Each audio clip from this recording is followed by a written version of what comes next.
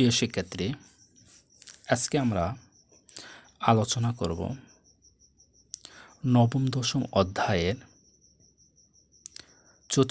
নবম দশম শ্রেণীর চতুর্থ অধ্যায় জীবনী শক্তি বা বায়ো এনার্জেটিক্স।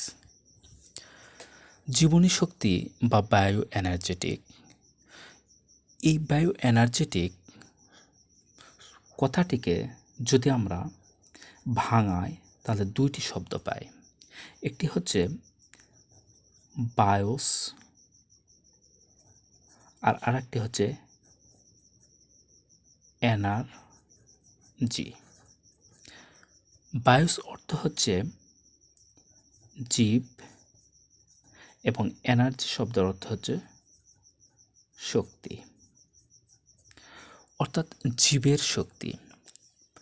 জীব বিভিন্ন কাজকর্ম করতে গিয়ে যে শক্তি ব্যয় করে থাকে, এই শক্তিটা জীব কোথায় থেকে পায় এবং এই শক্তিটা জীব কিভাবে নিজের দেহে সঞ্চয় করে রাখে, মূলত এই বিষয় নিয়ে এই অধ্যায়ে আলোচনা করা হয়েছে। আমরা পর্যায়ক্রমে এই বিষয়টি আলোচনা করব। প্রিয় শিক্ষার্থী, আমরা জানি যে জীবদেহের গঠন ও কাজের এককে বলা হয়ে থাকে কোষ। একটি কোষের কেন্দ্রে থাকে নিউক্লিয়াসের কেন্দ্রে ঘন থকথকে যে কালো অংশ থাকে, সেই অংশটিকে বলা হয়ে থাকে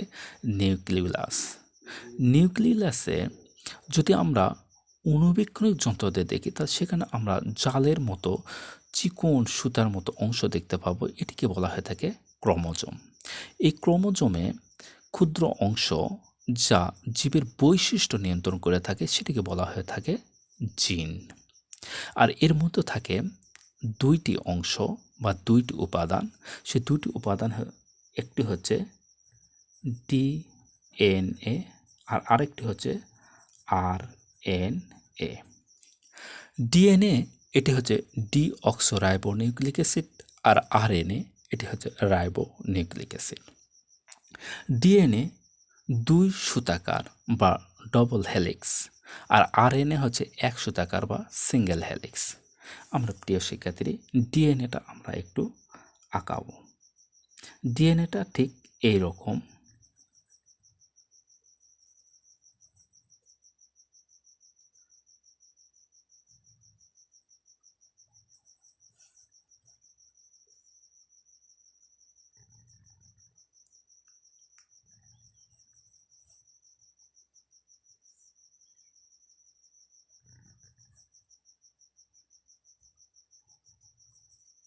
কিছুটা এরকম।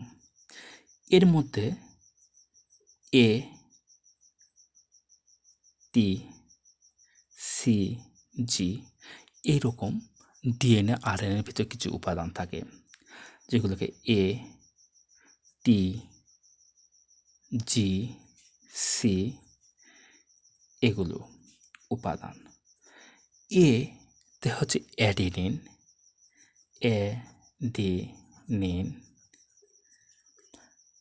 টিতে থায়ামিন,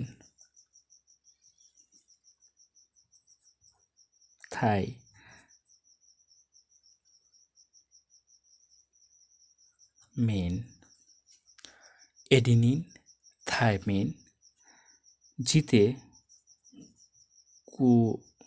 গুয়ানিন, সিতে সাইটোসিন। প্রিয় শিক্ষার্থীরা, ডিএনএ আরএনএর এই যে চারটি এডিনিন, থায়ামিন, গুয়ানিন, সাইটোসিন এগুলো হচ্ছে ডিএনএ আরএনএর উপাদান। এগুলো প্রত্যেকটি এক একটি করে এগুলোকে নাইট্রোজেন বেস বলা হয়ে থাকে। ডিএনএ আরএনএর প্রত্যেকটি এক একটি নাইট্রোজেন বেস। আমরা এই চারটি যে উপাদান রয়েছে এর মধ্য থেকে যে কোনো একটি আমরা এ নেব। এ হচ্ছে অ্যাডেনিন। এ হচ্ছে অ্যাডেনিন। অ্যাডেনিন কি? একটি হচ্ছে নাইট্রোজেন বেস। প্রিয় শিক্ষার্থী, আমরা জানি যে জীব সবসময় খাবার খায়। এই খাবারের বেশিরভাগ অংশই হচ্ছে শর্করা। এই যে শর্করা, এই শর্করার একটি নাম হচ্ছে রাইবোজ সুগার। এই রাইবোজ সুগার আমরা যেটা খাই শর্করা, এই শর্করা 5 কার্বন বিশিষ্ট হয়ে থাকে। শর্করাটা 5 কার্বন বিশিষ্ট। প্রিয় শিক্ষার্থী, এইরকম কিছুটা 5 কার্বন বিশিষ্ট। যদি এটাকে আমরা 1 কার্বন ধরি, এটা হচ্ছে 2, 3, এটা হচ্ছে 4, এবং এই 4 থেকে আরেকটি কার্বন এখানে বের হয়ে গেছে, এটাই হচ্ছে 5। এটাকে বলা হয়ে থাকে 5 কার্বন বিশিষ্ট শর্করা বা 5 কার্বন বিশিষ্ট রাইবোজ সুগার।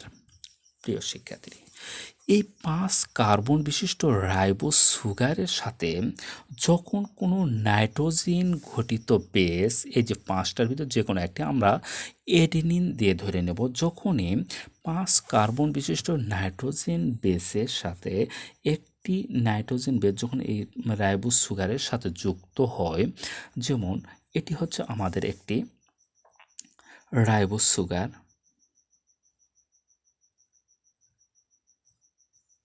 রাইবোজ সুগার এর 1 নম্বরে আছে হচ্ছে আমাদের, এটা হচ্ছে 5 নাম্বার, আর এইখানে 1 নাম্বার আমি ধরে নিলাম। এই 1 নাম্বারে যদি একটি অ্যাডেনিন যুক্ত হয় বা নাইট্রোজেন ঘটিত বেস যদি যুক্ত হয় অ্যাডেনিন, তাহলে এই রাইবোজ সুগারের সাথে যে 1 নাম্বারে অ্যাডেনিন যুক্ত হলো, এই যুক্ত হওয়ার কারণে অ্যাডেনিন এবং রাইবোজ সুগার মিলে এর নাম হবে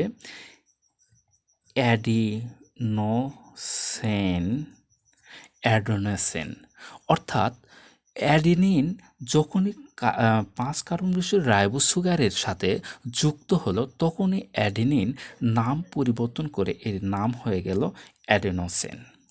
প্রিয় শিক্ষার্থী, এই যে অ্যাডেনোসিন বা অ্যাডেনিনের যে 5 কার্বন রয়েছে, প্রিয় শিক্ষার্থী, এই যে 5 কার্বন বিশিষ্ট 5 নাম্বার যে কার্বন রয়েছে, এই 5 নাম্বারে যদি একটি ইনঅর্গানিক ফসফেট, প্রিয় শিক্ষার্থী, পিআই বা পি বা আইপি, এটিকে ইনঅর্গানিক ফসফেট বলা হয়ে থাকে। ইনঅর্গানিক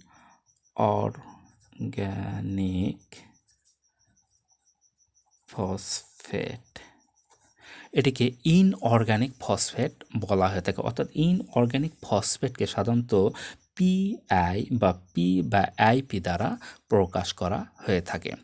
যখনই, প্রিয় শিক্ষার্থী, 5 নাম্বার কার্বনে, এটা যদি 1, 2, 3, 4, 5 ধরি, 5 নাম্বার কার্বনে যদি এই অ্যাডেনোসিনের 5 নাম্বার কার্বনে যদি একটি ইনঅর্গানিক ফসফেট যুক্ত হয়, তাহলে এই যে ফসফেট যুক্ত হওয়ার কারণে যে যৌগটি তৈরি হলো, এই যৌগটির নাম হচ্ছে AMP, বা এটাকে বলা হয়ে থাকে অ্যাডিনোসিন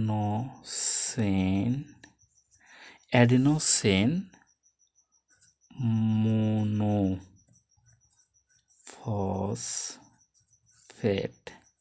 অ্যাডিনোসিন মোনোফসফেট। প্রিয় শিক্ষার্থী, এই যে অ্যাডেনিনের সাথে বাইরের শক্তি, অর্থাৎ একটি ইনঅর্গানিক ফসফেট বাইরে কোনো শক্তির প্রভাবে এই যে অ্যাডেনিনের সাথে যুক্ত হলো, এই যুক্ত হওয়ার প্রক্রিয়াকে বলা হয়ে থাকে ফসফোরাইলেশন। প্রিয় শিক্ষার্থী, বাইরের শক্তির প্রভাবে একটি ইনঅর্গানিক ফসফেট অ্যাডেনিনের সাথে যুক্ত যে হচ্ছে, এই যুক্ত হওয়ার প্রক্রিয়াটাকে বলা হয়ে থাকে ফসফোরাইলেশন। এটাই হচ্ছে ফসফোরাইলেশন।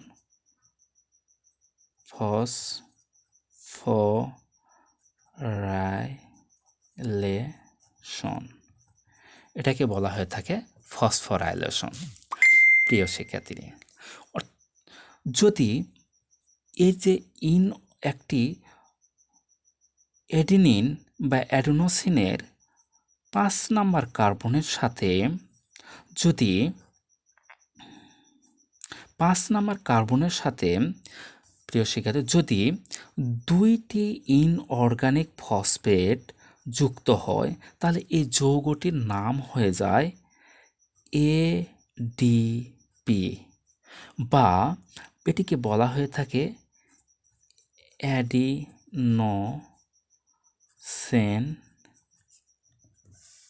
Diphosphate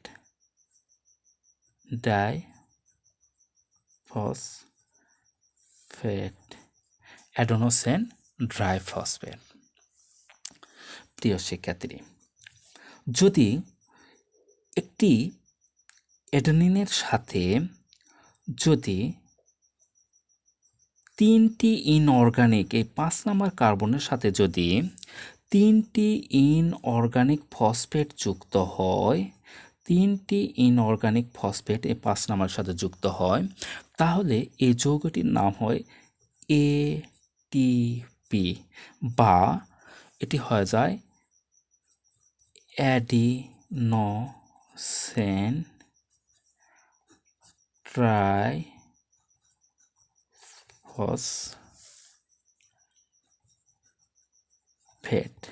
adenosine triphosphate. প্রিয় শিক্ষার্থী,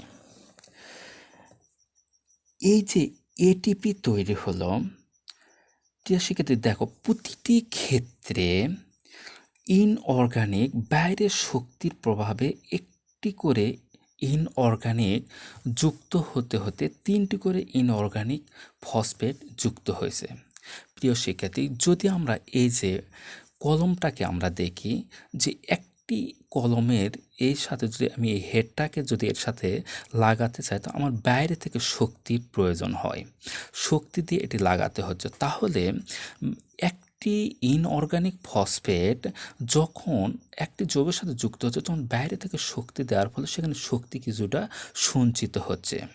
প্রিয় শিক্ষার্থী, এই যে সঞ্চিত শক্তি জড়ো হতে হতে একটি থেকে দুইটি, দুইটি থেকে 3টি যুক্ত হওয়ার ফলে যে একটি যৌগ তৈরি হলো এটিপি, এতে প্রচুর পরিমাণ শক্তি সঞ্চিত থাকে।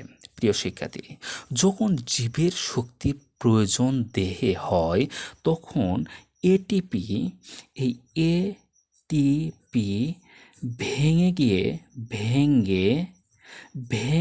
কি হয় এডিপি প্লাস একটি ইনঅর্গানিক ফসফেট মুক্ত হয়, অবমুক্ত বা মুক্ত হয়ে প্রচণ্ড শক্তি উৎপন্ন করে, যে শক্তির পরিমাণ হচ্ছে 7.3 কিলো ক্যালোরি।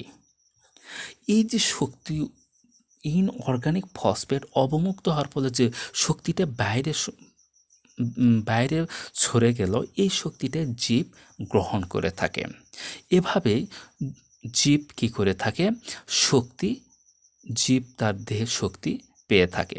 প্রিয় শিক্ষার্থী, এই যে এটিপি ভেঙে গিয়ে এডিপি তৈরি হলো এবং একটি ইনঅর্গানিক ফসফেট অবমুক্ত করে দিল, এই প্রক্রিয়াটাকে বলা হয়ে থাকে হচ্ছে ডিফসফোরাইলেশন। এটাকে বলা হয়ে থাকে ডিফসফোরাইলেশন, এটিকে বলা হয়ে থাকে ডিফসফোরাইলেশন। প্রিয় শিক্ষার্থী, এই যে এটিপি উৎপন্ন হলো, এই এডিপি আবার কি করবে, জীব যখন খাদ্য গ্রহণ করবে তখন এই খাদ্য থেকে এটিপি একটি ইনঅর্গানিক ফসফেট গ্রহণ করে আবার এটিপি তৈরি করবে। এই এটিপি আবার কি করবে, যখন জীবের শক্তি প্রয়োজন হবে এটিপি ভেঙে গিয়ে একটি ইনঅর্গানিক ফসফেটকে অবমুক্ত করে শক্তি উৎপন্ন করবে এবং এটিপি তৈরি করবে। এডিপি আবার খাদ্য থেকে একটি ইনঅর্গানিক ফসফেট গ্রহণ করে এটিপি তৈরি করবে। প্রিয় শিক্ষার্থী, এটিপি কি করতেছে, এটিপি ভেঙে গিয়ে এডিপি তৈরি করতেছে, শক্তি তৈরি করতেছে, পাশাপাশি আবার কি করতেছে, এডিপি আবার খাদ্য থেকে ইনঅর্গানিক ফসফেট গ্রহণ করে এটিপি তৈরি করতেছে। অর্থাৎ এটিপি একটি কি করতেছে, প্রতিনিয়ত একটি রিচার্জেবল ব্যাটারির মতো কাজ করতেছে। প্রিয় শিক্ষার্থী, যেমন মোবাইলে ব্যাটারি সংযোগ থাকার ফলে মোবাইলকে সচল রাখে, যেরকম কোনো কারণে ব্যাটারি চার্জ শেষ হয়ে গেলে আমরা কারেন্টের সংযোগের মাধ্যমে চার্জ দিয়ে আবার মোবাইলকে সচল করে থাকি। এটিপি ঠিক সেম একইভাবে জীবের যখনই শক্তির প্রয়োজন হয় এটিপি ভেঙে গিয়ে একটি ইনঅর্গানিক ফসফেটকে অবমুক্ত করে দেয়, দিয়ে শক্তি উৎপন্ন করে সেটি জীব শক্তি সংগ্রহ করে থাকে। আবার জীব যখন খাদ্য গ্রহণ করতে সেখান থেকে এটিপি আবার একটি ইনঅর্গানিক শক্তি গ্রহণ করে আবার কি করে থাকে, এটিপি উৎপন্ন করে থাকে। এই যে প্রতিনিয়ত এটিপি শক্তি উৎপাদন করতেছে, ভেঙে গিয়ে শক্তি উৎপাদন করতেছে, আবার একটি ইনঅর্গানিক শক্তি গ্রহণ করে আবার এটিপি তৈরি করতেছে। এই জন্য এটিপিকে একটি জৈব মুদ্রা বা বায়োলজিক্যাল কয়েন বা শক্তি মুদ্রা বা বলা হয়ে থাকে হচ্ছে এনার্জিক্যাল কয়েন বলা হয়ে থাকে। প্রিয় শিক্ষার্থী, তাহলে আমরা বলতে পারি যে এই যে আমরা আলোচনা পড়লাম, এখান থেকে আমরা বলতে পারি যে জীবনী শক্তি কী। তাহলে জীবনী শক্তি বলতে পারি যে জীব কর্তৃক তার দেহে শক্তি উৎপাদন এবং তার ব্যবহারের মৌলিক কৌশলই হচ্ছে জীবনী শক্তি। তাহলে জীবনী শক্তি হচ্ছে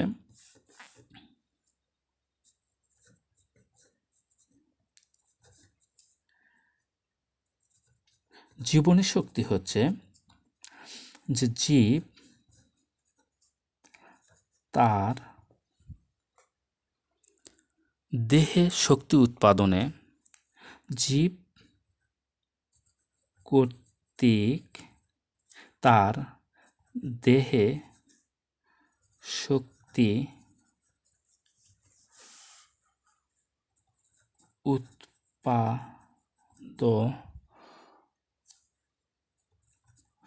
উৎপাদন এবং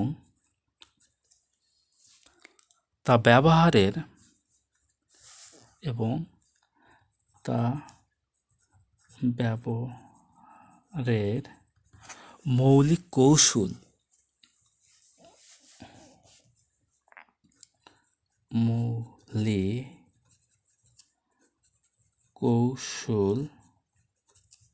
হলো জীবনী শক্তি। আর এটিপি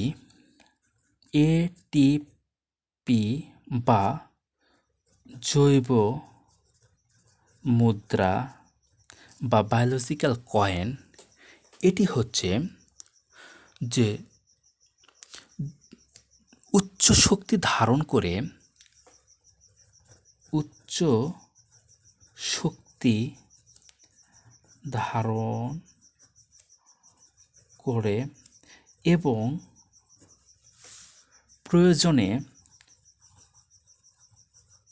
এবং প্রয়োজনে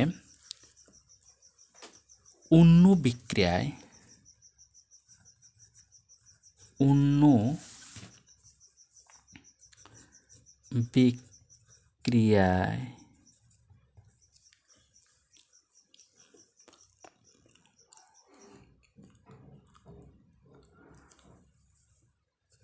শক্তি যোগান দেওয়ার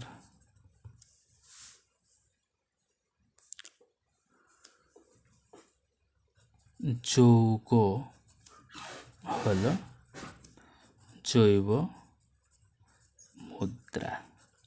তাহলে জৈব মুদ্রা কাকে বলে? যে উচ্চ শক্তি ধারণ করা এবং প্রয়োজনীয় অন্য বিক্রিয়ায় প্রয়োজনীয় অনুযায়ী সাহায্য করার এইরকম একটি যৌগই হচ্ছে এটিপি বা জৈব মুদ্রা বা বায়োলজিক্যাল কয়েন। আর জীবনী শক্তি হচ্ছে জীব কর্তৃক তার দেহে উৎপাদিত শক্তি তার প্রয়োজন অনুযায়ী মৌলিকভাবে প্রয়োগ করার কৌশলকে বলা হয়ে থাকে জীবনী শক্তি বা বায়ো এনার্জেটিক। প্রিয় শিক্ষার্থী, আমরা বিষয়টাকে আবার রিভিউ দিচ্ছি। জীবনী শক্তি বা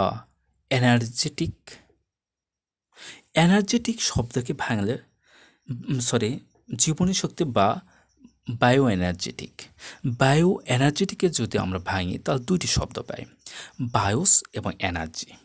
বায়োস অর্থ জীব, এনার্জি অর্থ হচ্ছে শক্তি, অর্থাৎ জীবের শক্তি। জীব প্রতিনিয়ত বিভিন্ন কার্য সম্পন্ন করতে গিয়ে যে শক্তি পায়, এই শক্তিটা কোথায় থেকে জীবের আসে, মূলত এই অধ্যায়ে এটি নিয়ে আলোচনা করা হয়েছে। আমরা জানি জীবের জীবদেহের গঠন এবং কাজের এককে কোষ বলা হয়ে থাকে। কোষের কেন্দ্রে থাকে নিউক্লিয়াস, নিউক্লিয়াসের কেন্দ্রে থাকে নিউক্লিউলাস। একে যদি অণুবীক্ষণের যন্ত্র দিয়ে দেখা হয় তাহলে সেখানে আমরা সুতার মতো কিছু অংশ দেখি, সেটিকে বলা হয়ে থাকে ক্রোমোজোম। এই ক্রোমোজোমের ভিতরে থাকে ক্রোমোজোমের একটি ক্ষুদ্র অংশ যা জীবের বৈশিষ্ট্য বহন করে থাকে, সেটিকে বলা হয়ে থাকে জিন। জিনের ভিতরে অংশ থাকে হচ্ছে দুইটি অংশ, এটি হচ্ছে ডিএনএ এবং আরেকটি হচ্ছে আরএনএ। ডিএনএ হচ্ছে ডিঅক্সোরাইবোনিউক্লিক অ্যাসিড, আরএনএ হচ্ছে রাইবোনিউক্লিক অ্যাসিড। ডিএনএ হচ্ছে দুই সুতাকার অর্থাৎ একই ডাবল হেলিক্স, এবং আরএনএ হচ্ছে এক সুতাকার বা সিঙ্গেল হেলিক্স বলা হয়ে থাকে। এই দুইটি ডিএনএ ও আরএনএর মধ্যে চারটি উপাদান থাকে, যেগুলোকে অ্যাডেনিন, থায়ামিন, গুয়ানিন এবং সাইটোসিন বলা হয়ে থাকে। এই প্রত্যেকটি এক একটি করে নাইট্রোজেন ঘটিত বেস বলা হয়ে থাকে। প্রিয় শিক্ষার্থী, আমরা জীব যখন কোনো খাবার খাই, এই খাবারগুলোর ভিতরে কি থাকে, শর্করা থাকে। এই শর্করাগুলোর মধ্যে একটি শর্করা হচ্ছে, সেটিকে বলা হয়ে থাকে রাইবোজ সুগার। এটি হচ্ছে 5 কার্বন বিশিষ্ট রাইবোজ সুগার। এই যে 5 কার্বন বিশিষ্ট আমরা রাইবোজ সুগার লিখেছি, এখানে এই যে 1, 2, 3, 4, 5, এই 4 থেকে একটি কার্বন উপরে গিয়েছে। প্রিয় শিক্ষার্থী, কোনো কারণে রাইবোজ সুগারের সাথে যদি একটি নাইট্রোজেন গঠিত বেস অ্যাডেনিন যুক্ত হয়, তাহলে তখন সেটির নাম হয়ে থাকে অ্যাডেনোসিন। এই যে অ্যাডেনোসিন তৈরি হয়ে গেল, অ্যাডেনোসিনের সাথে যদি 5 নাম্বার কার্বনের সাথে একটি যদি ইনঅর্গানিক ফসফেট যুক্ত হয়, তাহলে এটিকে বলা হয়ে থাকে এএমপি বা অ্যাডেনোসিন মনোফসফেট। প্রিয় শিক্ষার্থী, অ্যাডেনিনের সাথে বাইরের শক্তির প্রভাবে একটি ইনঅর্গানিক ফসফেট যুক্ত হওয়ার এই প্রক্রিয়াকে বলা হয়ে থাকে ফসফোরাইলেশন।